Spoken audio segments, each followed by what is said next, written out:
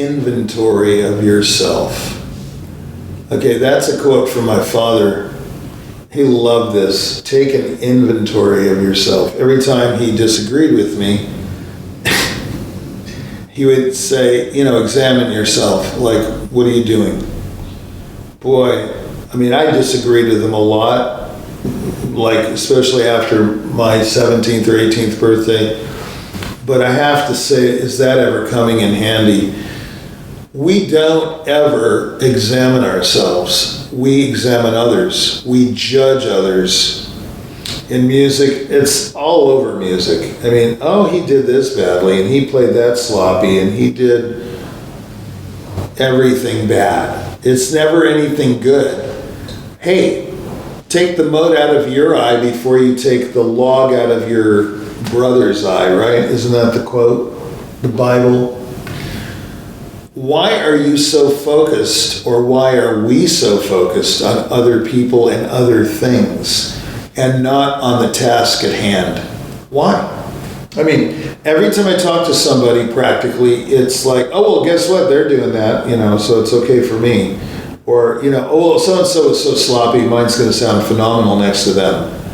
Or, what is this? What kind of a society do we live in where the standard is how bad the other person is? We just talked about excellence, right? So my father would talk about taking an inventory of your emotions, of your inner feelings, of your habits, of the people you hung around with, of your aspirations, of your dreams even. Take an inventory. What do you have? What do you have to offer? Instead of saying, hey, where are my dates or where are my concerts?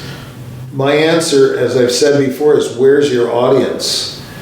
Let's stop putting upon others, okay? Let's stop, in my opinion, I should do this too. Let's stop looking for the next guy to fix things. First of all, if it isn't broken, don't try to fix it. That's number one. But if it is broken, don't blame everybody else for it. Look for the problem. It's interesting. You're always involved when there's a problem. Is it not true? Every time you or I complain about something, we're involved. Well, that's so interesting that we can't remove ourselves from the complaint. Okay, so, so-and-so did this to me. Did it to me. He did it to me. So me is involved.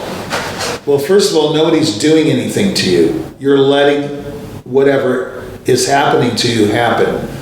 Now, I'm of course speaking quite aggressively here, and I'm not saying that it is always this case, nor am I saying that you can keep it from happening. You can't prevent certain things, but you can roll with the punches. Like a very, very astute person once said, not to me, but this is a well-known statement, you can control what you do. Outside stimulus you cannot control. This applies to, hey, if you're playing a concerto and the conductor's in left field and you're the soloist, sorry, you're the only person that you can really be worried about. You can worry about their accompaniment and they're not going to be with you and so on, but you know the answer, right? You're going to have to stay with them. If you're a conductor and you get a wild soloist that's totally in left field that can't, count to four or whatever, and is so independent and so improvisatory and is so all over the place, like a lot of blanks we know. You can fill in the blank.